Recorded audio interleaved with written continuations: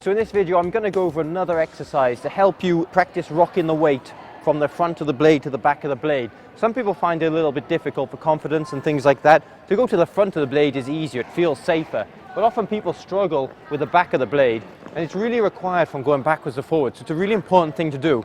So for this exercise what we're going to do is we're going to stand along the line like this, and on 2 feet for starters we're going to go over the toes, over the heels, and we're going to work our way down the ice, toe, heel, like this. Keep going down the ice. We've done a bit that way, we're going to go back the other way, toe, heel, toe, heel. We're just practicing completely rocking the blade, getting the weight in the front and the back, in the front and the back, like that. So as you're doing this exercise, you want to make sure you're facing always the same direction, like such, like this. You see, it's only the lower body that's moving. The upper body stays facing there the whole time.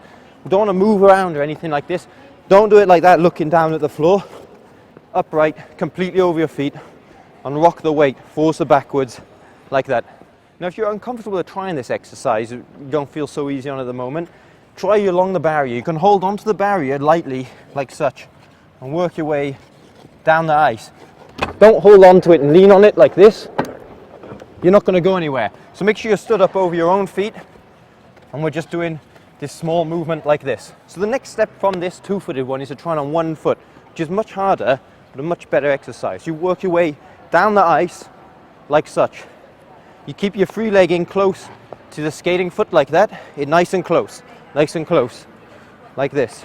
So you don't let it flap around because it'll make it harder. You try back on the other leg as well. Turn, turn, turn, turn, turn, turn.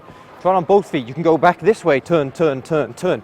You can come back the other way on the other foot, turn, turn, turn, turn, turn, turn. All the time when you're doing this exercise, whether you're in this way or this way, your shoulders keep there. You don't turn to the direction you'll go in or turn back. Some people, when they start off, especially on the 1 foot, they're going to turn completely and then turn completely. Look how hard this is.